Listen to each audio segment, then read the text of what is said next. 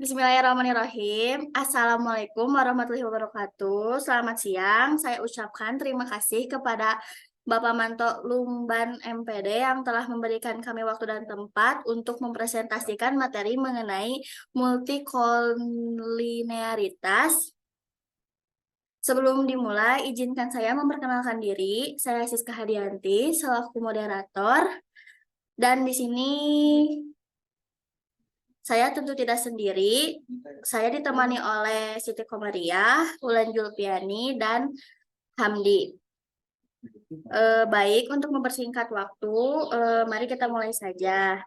Materi pertama akan dibawakan oleh Siti Komariah. Saya persilakan waktu dan tempat.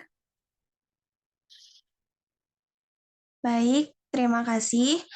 Untuk yang pertama ada definisi. Multikolinaritas adalah hubungan kuat antar variabel bebas dalam sebuah model regresi berganda. Model regresi yang dimaksud yaitu regresi linear, regresi logistik. Lalu menurut Gojali 2017 halaman 71 menyatakan bahwa uji multikolinaritas bertujuan untuk menguji apakah dalam model regresi terdapat korelasi yang tinggi atau sempurna antar variabel independen. Lalu menurut Ajiza tahun 2011 mengatakan bahwa adanya hubungan linear yang sempurna antara beberapa atau semua variabel yang menjelaskan model regresi. Selanjutnya ada tujuan. Menurut Santoso, tahun 2012 halaman 234 menyatakan bahwa menguji apakah pada sebuah model regresi ditemukan adanya korelasi antar variabel independen. Jika terjadi korelasi, maka dinamakan terdapat masalah multikolinearitas. Selanjutnya,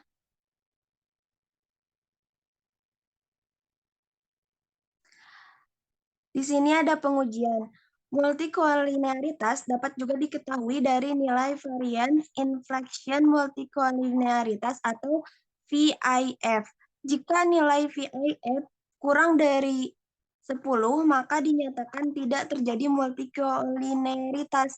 Jadi kebalikannya, ketika nilai VIF lebih dari 10, maka dinyatakan terjadi multikolinearitas.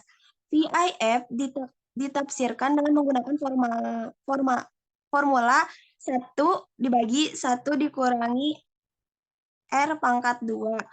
Unsur tersebut disebut dengan collinearity tolerance yang berarti bahwa jika di bawah 0,1 maka ada gejala multikolinearitas.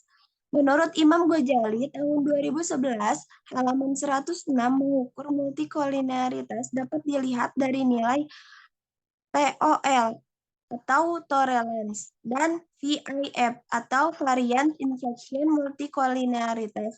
Nilai yang dipakai untuk menunjukkan adanya multikolinearitas adalah nilai tolerance kurang dari 0,10 atau sama dengan nilai VIF lebih dari 10. Hipotesis yang digunakan dalam pengujian multikolinearitas adalah yang pertama, H0 berbanding VIF lebih dari 10, maka terdapat multikolinearitas. Yang kedua, H1 berbanding VIF kurang dari 10, tidak terdapat multikolinearitas. Baik, terima kasih. Saya kembalikan kepada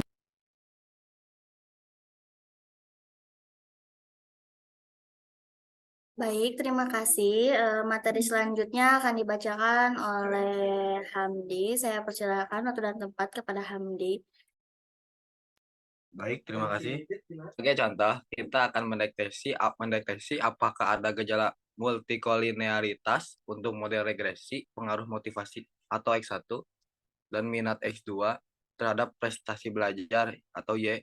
Adapun data penelitian yang akan kita uji dapat dilihat pada gambar tabel di bawah ini. Keterangan. Data variabel motivasi dan minat diperoleh dari penyebaran kuesioner, sementara data variabel prestasi belajar diperoleh dari nilai ulangan. Adapun jumlah sampel yang digunakan dalam penelitian ini adalah 12 orang siswa. selanjutnya.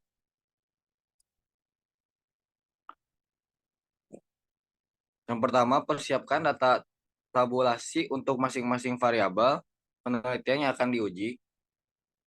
Terus buka program SPSS, lalu klik variabel view. Selanjutnya pada bagian name, tuliskan motivasi, minat, dan prestasi. Pada bagian desimal, ubah semua menjadi angka 0. Pada bagian label, tuliskan motivasi X1, minat X2, dan prestasi dalam kurung Y. Pada bagian measure, ubah menjadi scale. Abaikan pilihan lainnya, maka tampak di layar seperti berikut. Yang kedua, setelah itu data view, lalu masukkan data motivasi, minat, dan prestasi yang sudah dipersiapkan tadi.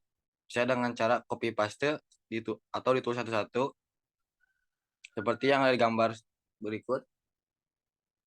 Selanjutnya, dari menu SPSS, pilih menu analis, kemudian submenu regression, lalu pilih linear. Yang keempat,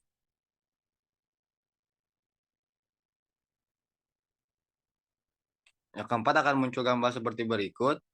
Muncul kotak baru dengan nama linear regression. Selanjutnya, masukkan variabel motivasi dalam kurung X1 dan minat X2 pada kotak independen.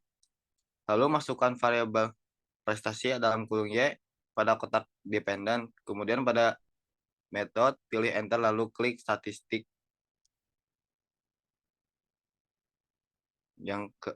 Selanjutnya di layar akan muncul tampilan dialog linear regression statistik. Aktifkan pilihan cara mencentang dalam kurung V pada konfirmatorik dan konfirm diagnostik. Abaikan pilihan lain atau biarkan tetap default, kemudian klik continue. Terakhir, klik OK, maka muncul output SPSS dengan judul regression untuk melihat ada tidaknya si gejala multikolinearitas dalam model regresi, maka kita cukup memperhatikan tabel output coefficient. Adapun pembahasan dapat dilihat pada interpretasi berikut. Terima kasih kepada moderator yang telah memberikan kesempatan kepada saya untuk menyampaikan materi. Saya kembalikan kepada moderator. Baik, terima kasih kepada Hamdi. Materi selanjutnya akan dibacakan oleh saya. Berikut tafsiran hasil output SPSS di samping, bahwa dasar pengambilan keputusan dalam uji multikolinearitas ini dapat dilakukan dengan cara melihat nilai tolerans dan VIF.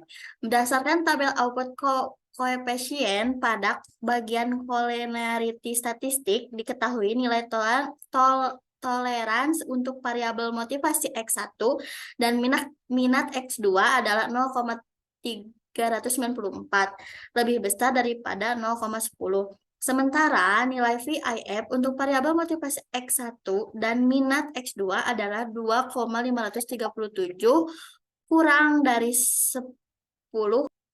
Maka mengacu pada dasar pengambilan keputusan dalam uji multikolinearitas dapat disimpulkan bahwa tidak terjadi gejala multikolinearitas dalam model regresi. Materi selanjutnya akan dibacakan oleh Ulan. Saya persilakan waktu dan tempatnya.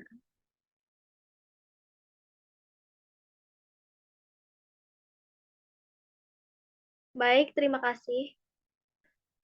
Di sini ada dampak menurut Montgomery 2006, dampak multikolinearitas dapat mengakibatkan koefisien regresi yang dihasilkan oleh analisis regresi berganda menjadi sangat lemah atau tidak dapat memberikan hasil analisis yang mewakili sifat atau pengaruh dari variabel bebas yang bersangkutan dalam banyak hal. Masalah multikolinearitas dapat menyebabkan uji T menjadi tidak signifikan, padahal jika masing-masing variabel bebas didireksikan secara terpisah dengan variabel tak bebas sampel regression. selanjutnya.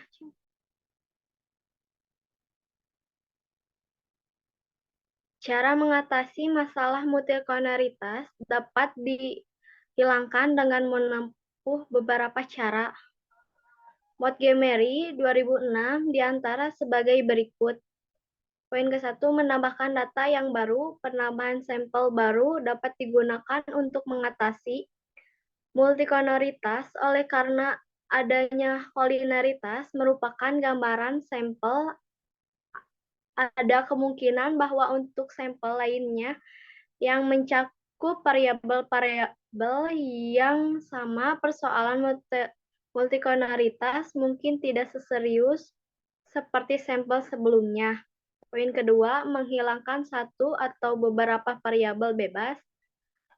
Pada permasalahan multikolonialitas yang serius, salah satu hal yang mudah untuk dilakukan ialah mengeluarkan salah satu variabel yang berkorelasi tinggi dengan variabel lainnya.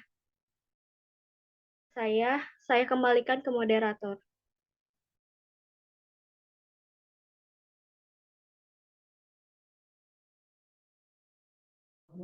Baik, sekian dari kelompok kami. Mohon maaf jika ada kekurangan. Terima kasih.